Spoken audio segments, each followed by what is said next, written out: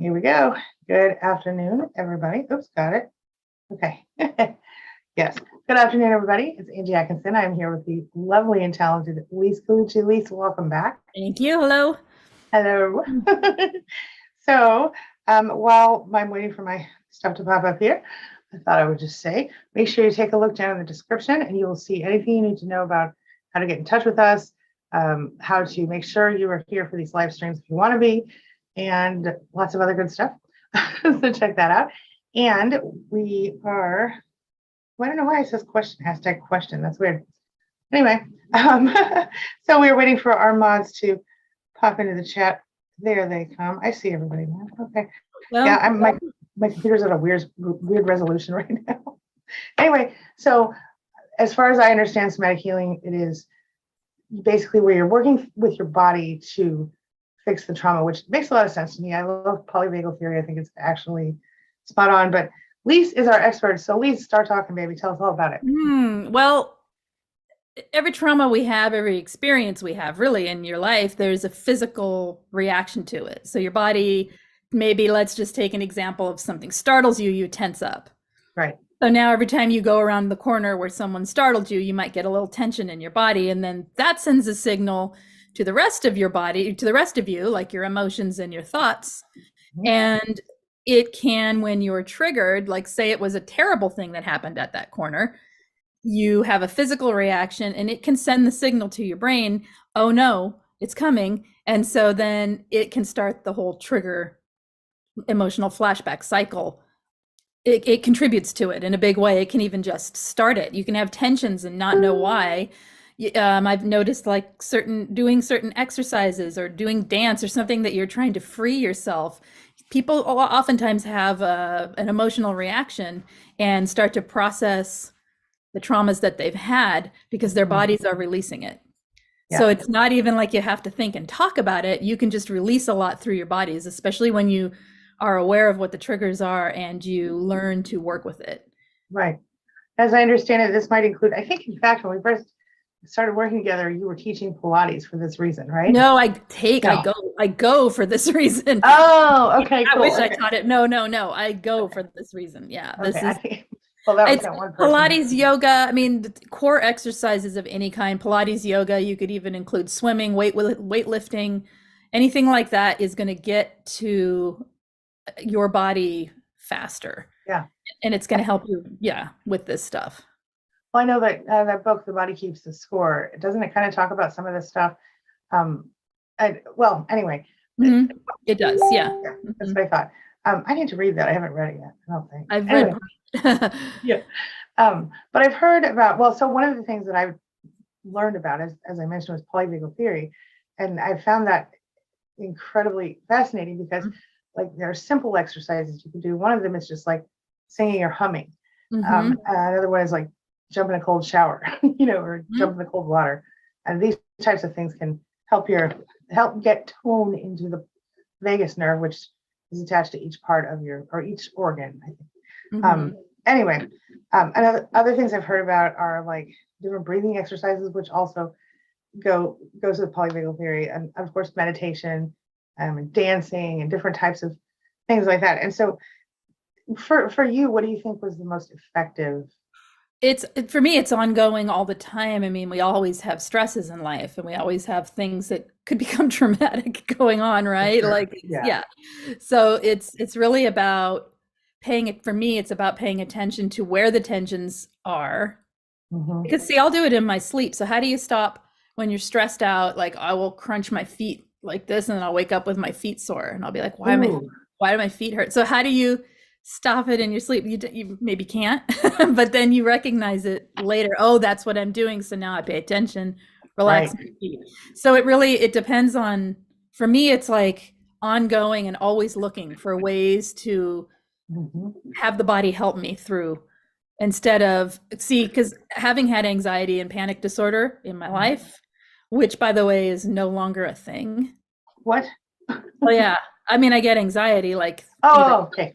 For me, it's no longer a thing in my life, meaning that I think a lot of this working through my body has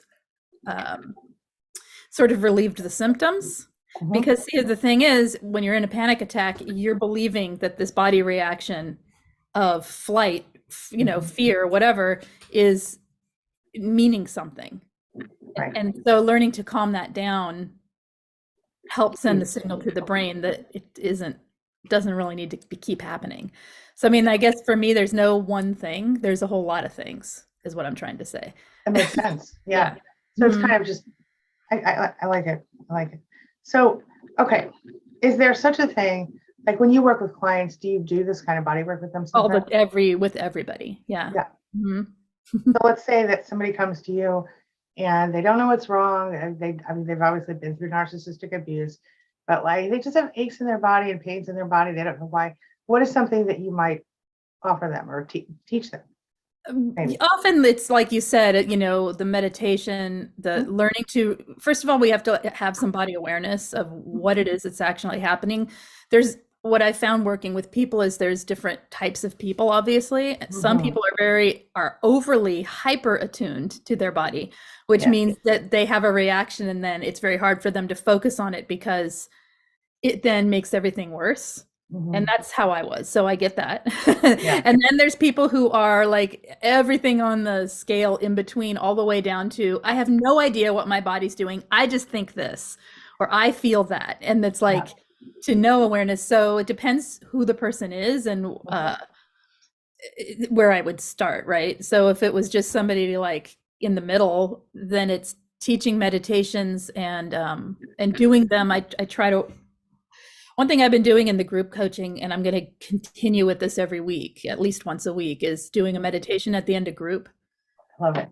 For this purpose. Yeah. It really does make a difference, I think. It makes a huge difference. Yeah. Go ahead. No. I mean, it really, like I said, it depends. You talk a lot about, oh my gosh. The psychology. No, when you divert your attention, what do you call that? When you take your pattern interrupt. Pattern interrupt. So I talk to them about pattern interrupt on a physical level. For sure. Yeah. Does that make sense? Yeah. So it might be if you're tense here, tense your other hand, and then play with it back and forth and do it on purpose, and now relax it, and and then let's think about another part of your body so that. I had someone tell me once when I was having a lot of anxiety and I had a lot of like fibromyalgia pain. And she goes, well, she was a therapist. She says, well, where doesn't hurt? I said, basically the tip of my nose. She goes, okay, let's imagine that's your whole world for right now. Wow. And I was like, whoa, it's a nicer place out there. But it took the focus off all the other stuff for a second. So sometimes it's things like that. Yeah. Yeah, I know that one thing I can't say that I have knowledge about this specifically, only where it relates to things like polyvagal theory, but I can say this. I have become very aware of my body to the point, this is kind of interesting, but there are certain things that are happening in my body at the moment. And I went to look online to see exactly like what I could do to make those things better. And one of the things that I discovered was that I should be eating more fruits and vegetables, which I recently started doing just because I crave those things. And I thought that was pretty cool. I was pretty proud of myself for listening to my body that well. That's part of it, is learning to listen to your body, because it's telling. Here's the thing with trauma in particular, their body is telling you something. It's not telling you what you think it is, though. Right. You know what I mean? Well, like if somebody is has a anxious stomach. And they think that means hide from the world because I'm anxious, when really what it's saying is you've had a trauma, you need to heal this, and I'm telling you about the places you need to work. So as you're listening to the thoughts in your head, what are you doing to yourself in your head? Basically, you know what I mean? Right.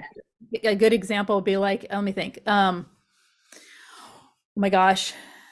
Well, if I'm spinning my wheels about something I'm stressed about, I've already gone through it in my head enough times to know I'm not going to think the solution out. I need to ride out whatever's happening and let the solution be let the question bring the solution. Sure. I need to calm down my emotions about it, because being freaked out isn't helping anything. Right. But my body's like, oh my gosh, you need to freak out.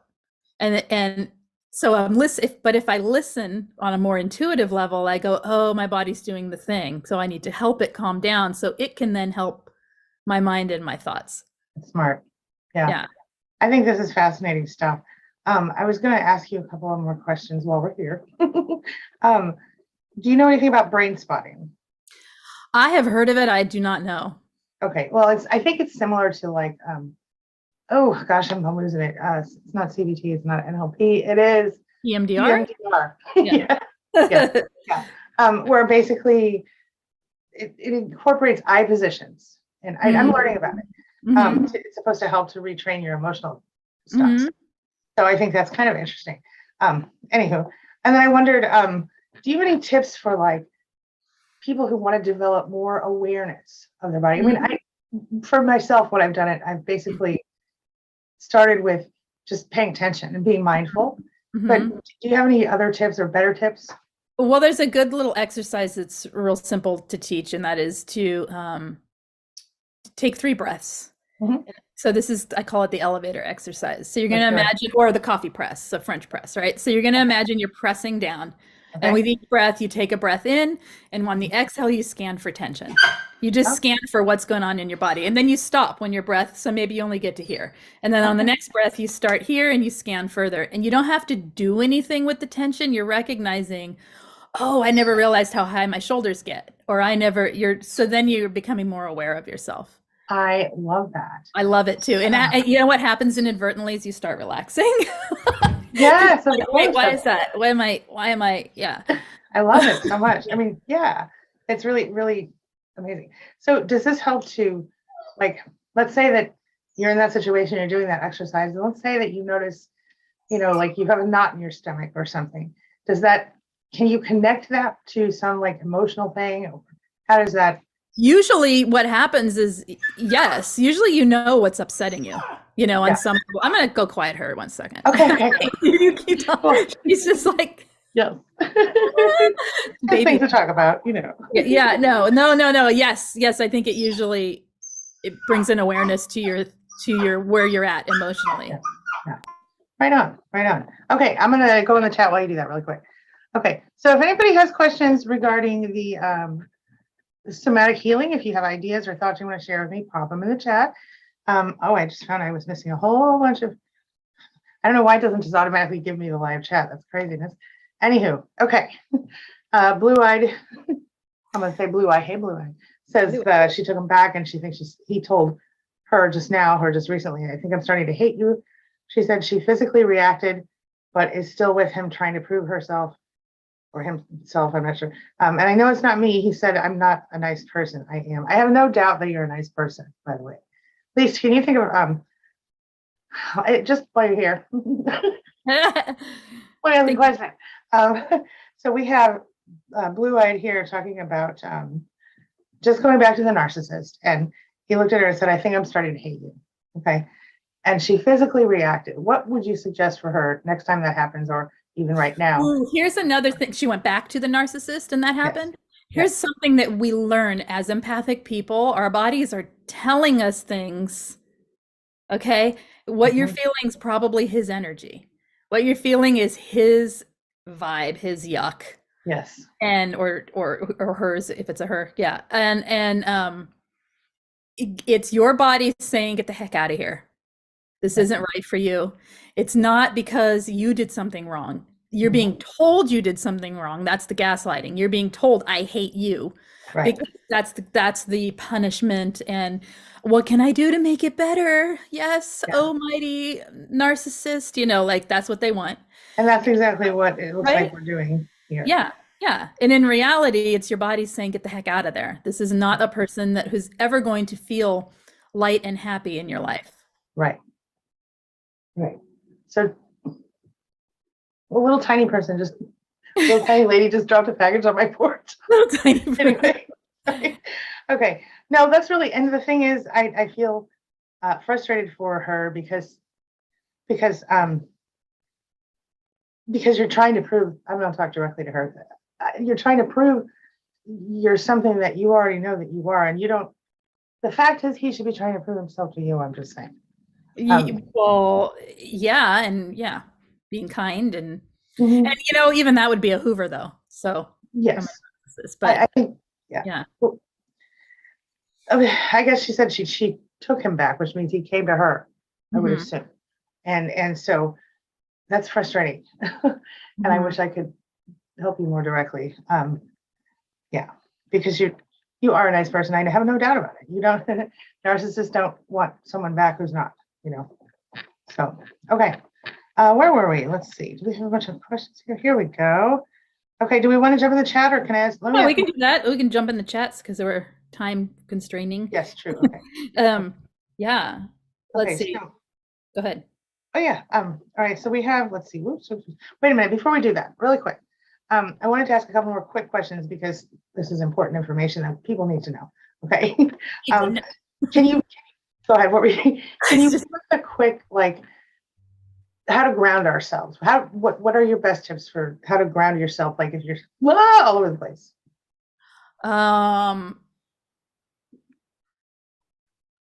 Well, I mean, I would use a pattern interrupt personally, and then I you would would just use a pattern interrupt. I right. would go to my body. Okay. I would do some breathing. Mhm. I do the scanning exercise I just described. And while I'm doing it, I would take notice of like the heaviness of how it feels to sit, like because I'm sitting right now, right? Or Right. how my feet are on the ground. I wouldn't be like super hyper focused on my body because then I get like, oh Overly no, focused. I'm in Yeah. a body. What's happening? It wants to run, you know, but just a little bit. Yeah.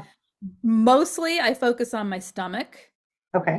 and breathing deep into my stomach. Grounding, I tell myself, well, that's a hard one because it's a long process. Right. There's a lot of words to this. Okay. Um, it really depends on the situation, Mhm. but I ask myself questions. I get out of the knowing and into the question as best I Okay. can. Does that make sense? Like if Yes. I'm freaking out about, or if I'm angry at something Mhm. and I'm in this and I go to a triggered reaction of, oh my gosh, everything's always falling apart. And I start freaking out about everything falling apart. I might ask Right. myself, what's right about this? Fair. And not that I'm trying to Pollyanna myself out of it, but I'm Of course. trying to be open to what is possible to get out of it. Right. Or what is needed, what is needed now for this to resolve. That makes sense. Because Yeah. if I try to think my way out of it, I get more into the stress. Right. That's so interesting. I have to think my way out, but I'm really interested in this Yeah, I semantic. can't explain it really fast, but that's Right. yeah. But it's fascinating. Yeah. Yeah. And But ground yourself if you're upset, or like say you have a trigger, you see your narc's car drive by or one that looks like it, mhm. and you're triggered and it's gone. There's nothing hurting you. Right. There's besides the pattern interrupts or the telling yourself you're safe, recognizing you have a trigger and all of that, the body part, I would first of all, I would practice this when I'm not triggered to find out what works for me, because Mm. everyone's going to be different. For Yeah. some people, they might need cold water on their face, Right. No like doubt. a literal physical change. Yeah. I used to need to get my hands in cold water if I Okay. got too stressed, and it would actually work. And yeah, weird, but it did. No, it's not weird at all. I literally every day I take a super cold rinse after my shower. I mean, Yeah, it helps me a lot. yeah, Yeah. yeah. Mhm. And it may be for other people deep breathing, and for other people it might be taking a fast walk, Hmm. something Yeah. to move the energy in your body. And then yeah, I mean it's a whole process. It's all too long. Go on. Okay. One last question, then we'll jump in the chat, okay? The question is, can you describe any technique, and if this isn't something that just say no, okay, but do you know of or have a technique that a person could use as an emotional release with somatic healing? Emotional, like give me a scenario. Like what's so, okay, so I'm stressed out all day long. I'm losing myself, and then like all these straws keep piling on the camel's back, and then the final one comes and I just lose it, crying. I can't handle. Is there a better way? Like, is there something I can do before I get to that point? Oh yeah, recognize it before you get to that point. Right. Letting go of what isn't yours. Right. in Sure. the day, oh, I'm carrying my husband's this and my friend's that and my client's this, and like having techniques for letting that go. Right. And again, whole nother topic. Physically in your body, I mean, I would exercise. Yeah. But I don't mean like go visit vigorously exercise. I mean Right. find Just one move. thing, like, or just do a wall squat and get Oh in, yeah. just to make your muscles do something. So like if I were to turn on the music and scream and act crazy and dance, Dance, that would not work. that might work. Yeah, that would totally work. That's how I like to do it. Or Anyway. if it's that kind of stress, you may need to lay down and close your eyes. Okay. You know what I mean? It's listening to your body and asking what's needed. It may That be makes so much you sense. need something to eat. It may be, I mean, it's silly to say that, but Yeah. one thing that works for me is sound. And I consider sound kind of is more of a somatic thing because it's coming in through the senses in the body. So I like tuning fork frequencies. Some people like singing bowls. Some people like chanting. Some people like soothing music. Some people like heavy metal. What about dirty rap? You know what I mean? Whatever you like, whatever makes your body have a response to it that is calming. Good. So you play with sounds. So what about so for me, like I have like my happy playlist or whatever. If I listen to something like that and it makes me feel more up and so not so sad or stressed, is that the same thing or is that something similar? Now think of that on a body level. Right. Okay. When I listen to that, it's not like I'm like, like I'm, it's not like doing it, there's no emotion to it. Sometimes, but sometimes that's like other things going on in my head. But it's more like I actually physically feel the vibration in the body. Yes. Okay. Does that make sense? Helps. So the way, like, imagine hearing a violin play live or a stringed instrument that's bowed play live. You feel the vibration in your body, whether you like it or not. Yeah. It is vibrating and you are responding by receiving the vibration. So as long as it feels good to you. Yes, whatever feels grounding and calming. Yeah. Love it. Love it. I love it. Okay, let's see here. Oh, Chris Dahlketter says, I'm sorry if I said it wrong. You are the highlight of my week. It's like having friends that understand what I'm going through. I love that. Thank you so much. Okay, I've got one for you. Blue Eyed said she is crying all the time. Do you have any, I'll say my tips really quick. First of all, pattern interrupt is helpful. And if you need to cry, get it out. But if you're crying and you can't function, then what I do personally is I have this little affirmation I do, but you could also do a number of other pattern interrupts. Mine is, I now cancel that thought and replace it with this affirmation of my true divine desire, and then I feel better. Mm-hmm. Also, you can go take a cold shower, wash your face, do any sort of physical self-care, which I guess kind of goes along with what Lise talks about a little bit. I don't know.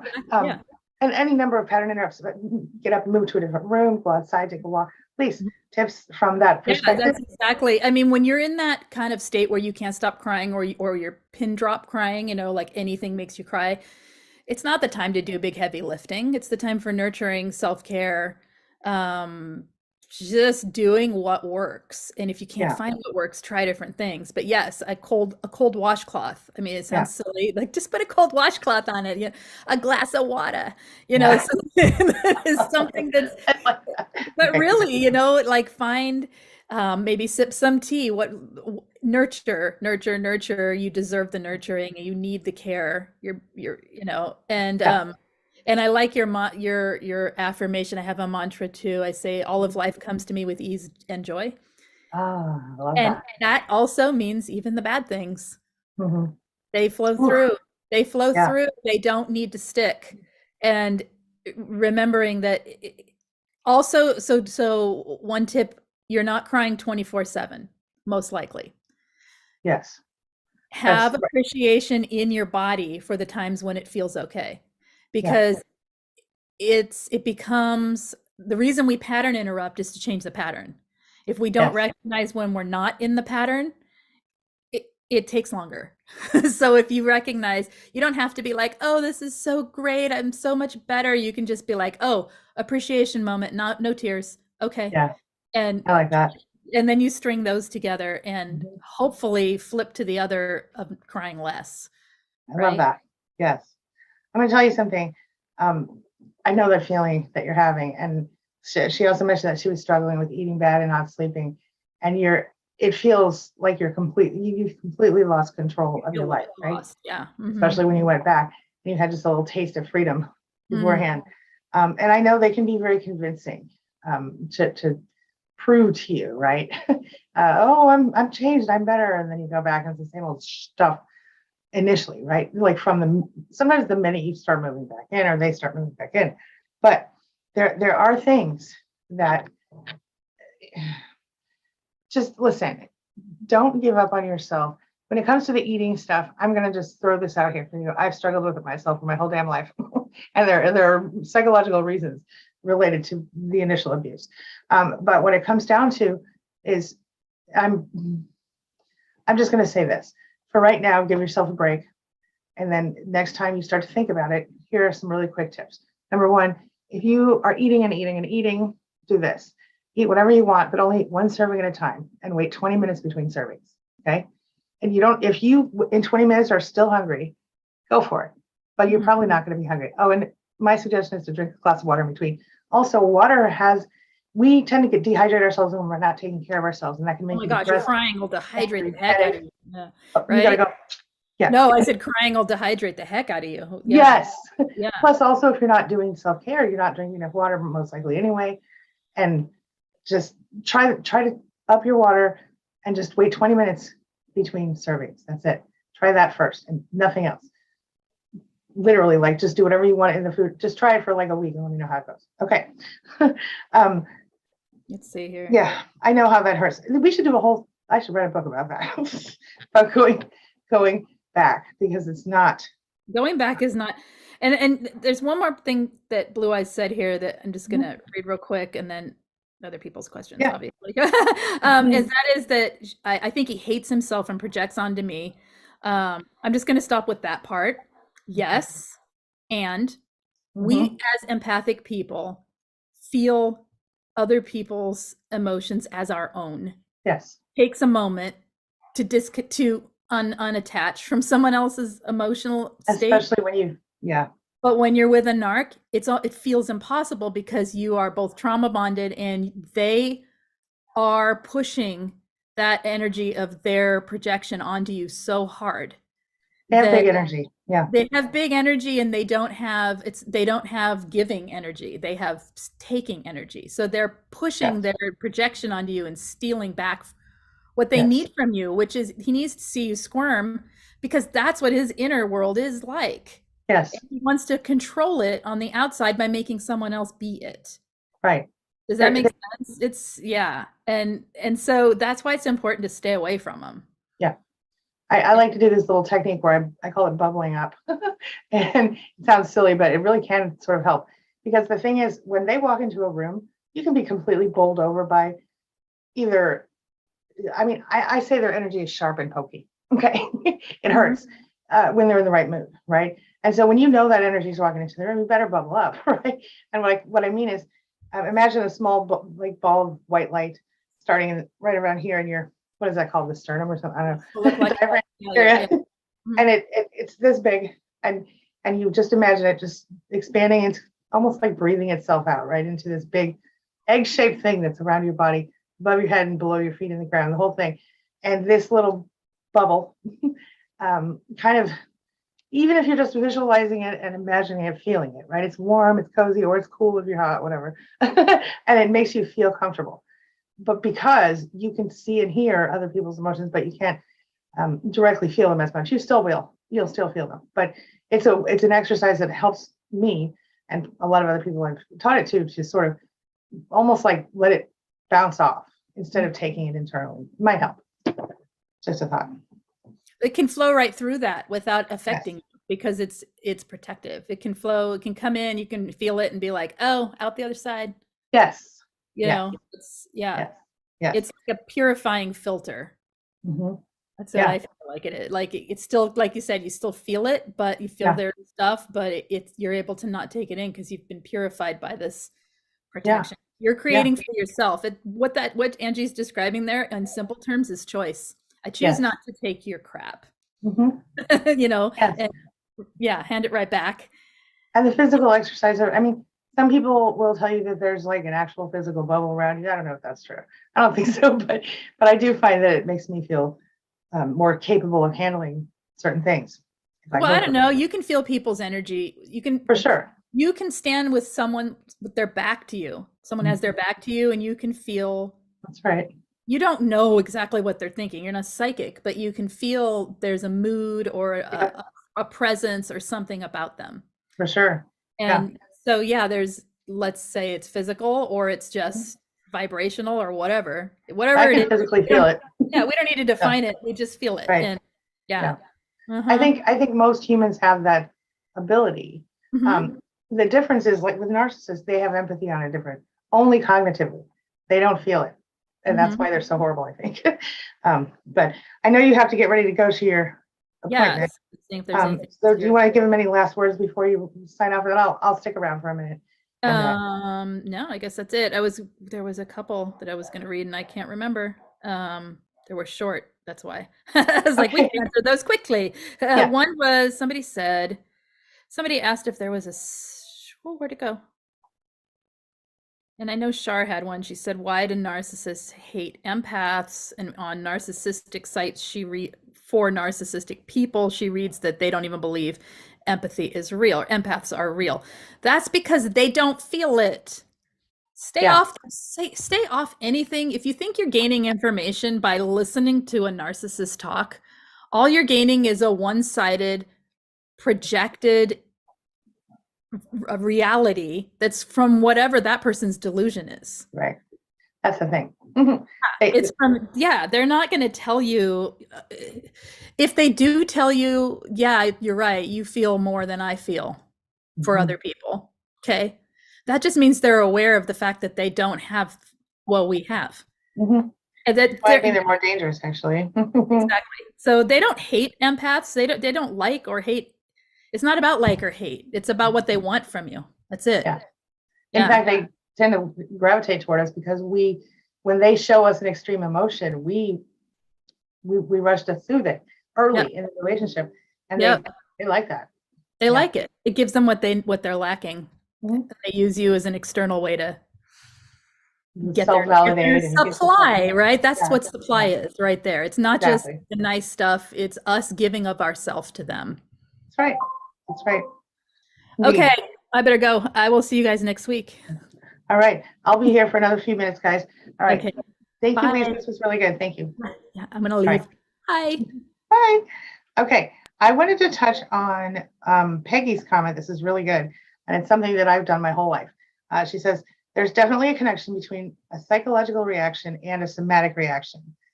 She says there's one reason physically writing a journal helps. It combines the two, somatic and psychological. I couldn't agree more. This is funny. I have mine right over here. My husband, he doesn't understand this is my current one, by the way. I always like to decorate the front. I don't know if you can see that.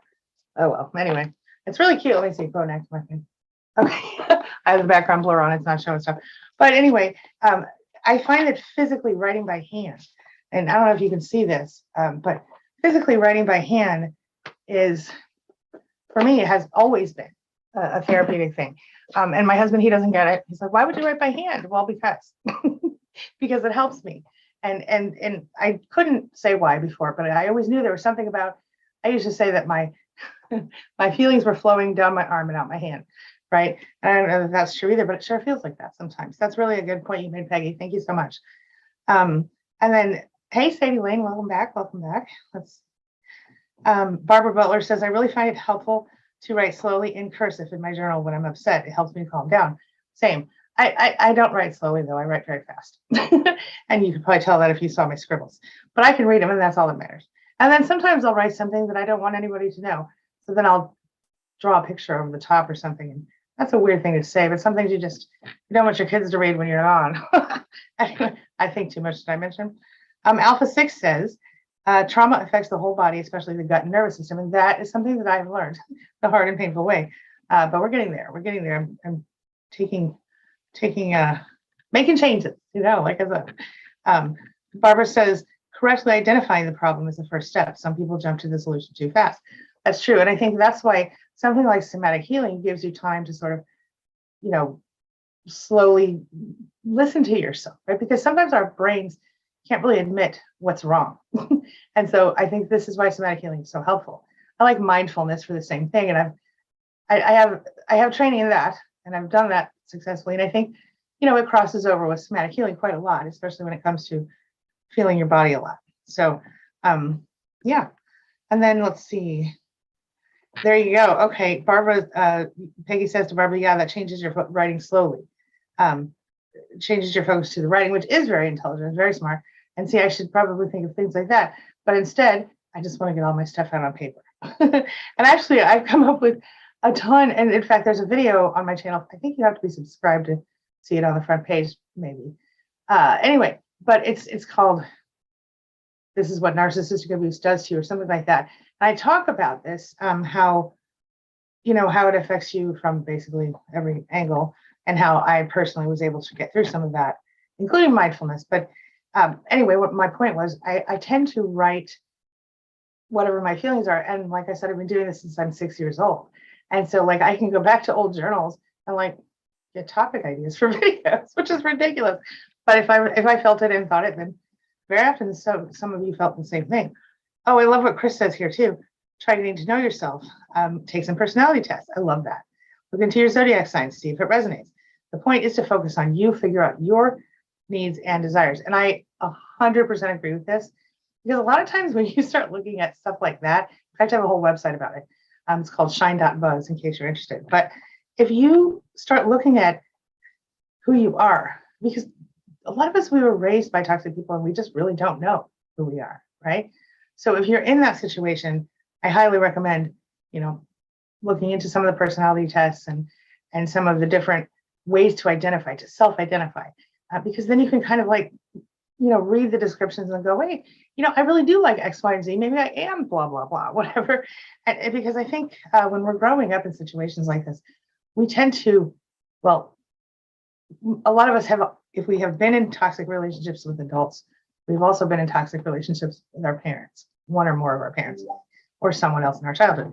There's trauma, right? So when you're going through the trauma, you're going through the day-to-day stuff, it makes so much sense, you know, that you don't really know who you are, because nobody ever let you think about who you might really be. All you know is who you're not supposed to be, right? And so when I went through all of that waking up stuff, you know, where I started to realize I didn't even know if I really believed what I thought I believed. I had to sort of figure all that out. It was scary, but also exciting, because it took me a while to realize this, but I actually got to decide, right? So that's pretty crazy. So give that a shot if you can. I think that's a great idea. Yeah. All right, let's see. Barbara says the ENTP says the ENTP. That's, oh, interesting.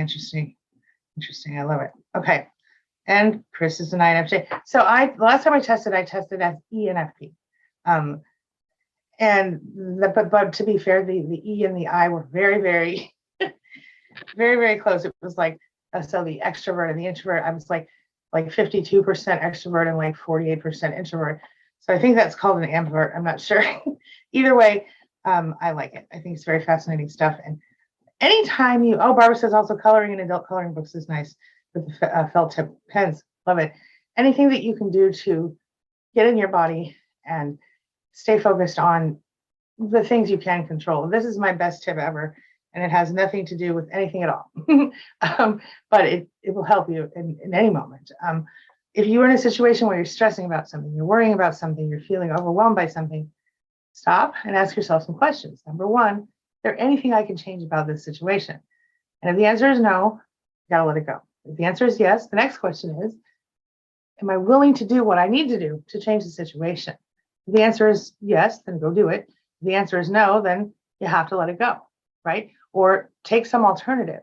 The point is, you can't allow yourself to be physically stressed out and emotionally stressed out by things that you have no ability to change, right? When I realized that, my whole life got 100% better. I'm not even kidding. I used to live in constant, like, the state of fight or flight. No, or I was frozen.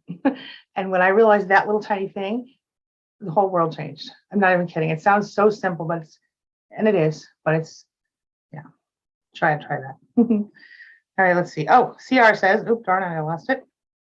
Hey, Druid, I'm glad to see you back. Okay, wait a minute. Okay, so I lost this. CR said something I wanted to share with you.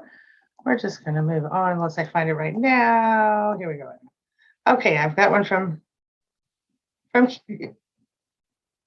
Druid says, it helps all of us when we discover it's not just us. We're not alone in this. This community is critical to our recovery. Yeah, this is why I do this. And I'm going to tell you something that I didn't even know when I first started doing this. You guys saved me too, the community, because I knew something was messed up in my life. I spent a lot of time figuring it out, but it wasn't really until I started doing the YouTube thing, which I never thought I was ever going to do. I did not want to be this person on YouTube. I had no idea. But when I started doing that, I started getting a lot of feedback that I was helping people. And that made me know that I couldn't really be as bad as I was told I was my whole life. I mean, like logically I knew it, but I didn't really know it, you know? So thanks for that, everybody. Yeah, it does help a lot. It does. Kevin says, please do some content on narcissistic in-laws. Okay, I can do that. We do have some on the website. I think I've made videos in the past, but I've been very blessed in that way because my ex-husband and my now husband had pretty awesome parents. Well, to be fair, my ex-husband's mother passed before I met him. And so his stepmother was awesome, but she did not like him and he did not like her. So I kept her in the divorce. Anyway, okay. Oh, Alpha 6, wait a minute.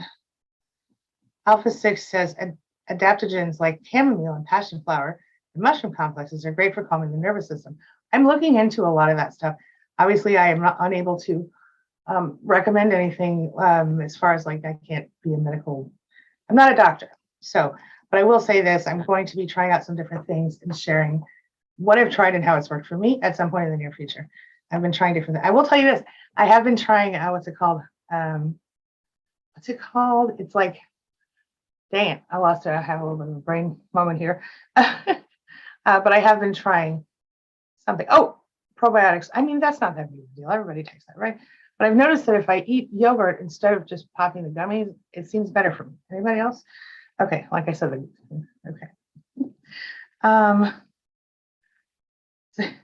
Chamomile tea has helped Rosemary with crying attacks. That's amazing. I love that. I love that. Mystique, hey Mystique. Let's see. Oh, I didn't see what Anita said, but Chris says that's probably where you're holding your stress. I would guess. Oh, Barbara says to Anita, make sure you're not in a bed or gonna. Yeah, all of these things, not being in the wrong position, where you're working or whatever, where you're reading. Are you tilting your head back when you look at the screen? Do you know what I do? I go like this. I can see because I can't wear them up that high because my eyelashes hit. It's ridiculous. Anyway, I think, yeah, I'm older by phones. Okay. Kevin says, how many of you guys have had narcissistic in-laws? Like my parents were the narcissistic in-laws, but they're no longer in the picture. But anytime you're dealing with a controlling, overbearing, rude, disrespectful person in your regular, with somebody in your family or your life, I mean, they're going to make you miserable, and so if you don't, you can choose to not let them bother you, or you can choose to reduce contact. And what I would say, if your wife doesn't want to go no contact, I would say reduce contact, right? We'll talk about this more in a future video. I've just got a couple minutes and I'm going to have to rush off. But guys, if you have thoughts or ideas that you would like to add to this discussion, put them in the chat here, or in a few minutes, you can put them, or anyone who's watching later, you can put them in the questions below. I would love to keep talking about this. I think this is a fascinating topic, and it doesn't have to be next week. If you have a topic that you'd like to see next week, then by all means. Yeah. Yes, Chris. I'll let Chris speak for herself, but I did hear some stories. All right, so I'm getting ready to rush off because unfortunately I have to, well, not unfortunately, quite fortunately, I have a client to talk to in a few minutes. So I just want to say to everyone, thank you so much for being here.